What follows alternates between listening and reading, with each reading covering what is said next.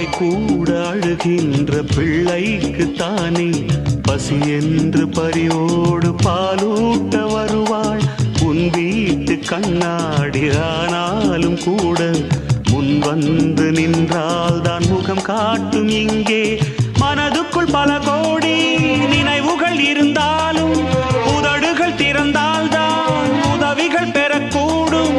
கோழைக்கு காதல் என்ன, ஊமைக்கு பாடல் என்ன? ஓ